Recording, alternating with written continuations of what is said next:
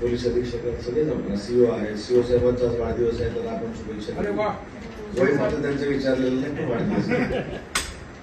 तर आज एक महत्वाची जी बैठक झाली ती नाणार आणि परिसरातल्या ज्या ग्रामपंचायती आहेत आणि त्या ग्रामपंचायतीने अशी मागणी केली होती की बॉक्साईडची सुनावणी गणपतीच्या अगोदर 2 दिवस जी नाणारमध्ये होणार होती, तर त्या संदर्भामध्ये त्यांनी शंका व्यक्त केली होती की गणपतीच्या अगोदर उत्सव असताना ही सुनावणी कशासाठी, तो प्रकल्प काय तो आम्हाला माहिती नाही.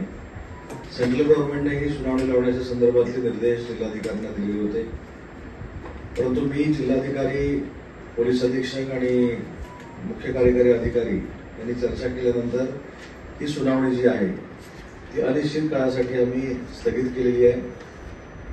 तिथले प्रांत जे आहेत ते ग्राउंड रियालिटी तपासतील, त्याचा अहवाल जिल्हाधिकाऱ्यांकडे देतील. SP साहेब आणि जिल्हाधिकारी साहेब दोघी चर्चा करून तिथली जी सद्य परिस्थिती आहे त्याचा अहवाल केंद्र शासनाकडे देतील. अशा पद्धतीची बैठकीमध्ये चर्चा झाली. दुसरा एक नाणारचा अतिशय महत्वाचा विषय होता तो आंदोलनकर्त्यांचा. जी आंदोलनं झालेली आहेत ती आंदोलनं राजकीय आणि सामाजिक असतील तर 31 ऑगस्ट पर्यंतचे सर्व गुन्हे मागे घेण्याचा निर्णय हा शासनाने घेतलेला आहे आणि SP साहेबांनी ती तात्काळ दखल घेऊन त्याच्यावरची कार्यवाही देखील सुरू केली गेली. आजच्या शिष्टमंडळामध्ये जसे सरपंच होते तसे बारसूच्या संदर्भातले देखील शिष्टमंडळातले लोक होते, अशोक वालम देखील होते.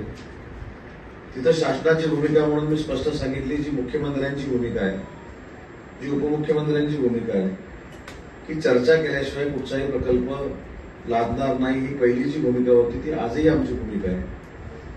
त्याच्यामुळे समज गैरसमज आपण दूर करू शकतो. पण बॉक्साईडच्या बाबतीतला आजचा निर्णय आम्ही ठाम घेतलेला आहे. ज्या ठिकाणी इको सेन्सिटिव्ह झोन आहे, पश्चिम घाट आहे, त्या ठिकाणी अशा पद्धतीची कार्यवाही होऊ नये ही भूमिका प्रशासनाची लवकरात लवकर आम्ही केंद्र शासनाकडे मांडू. आणि बारसूच्या बाबतीतला देखील आम्ही निर्णय सांगितलेला आहे की तिथल्या लोकांना विश्वासात घेतल्याशिवाय कुठचंही पोलिसांचं बळ वापरून किंवा शासकीय ताकद वापरून कुठचाही प्रकल्प लादणार नाही.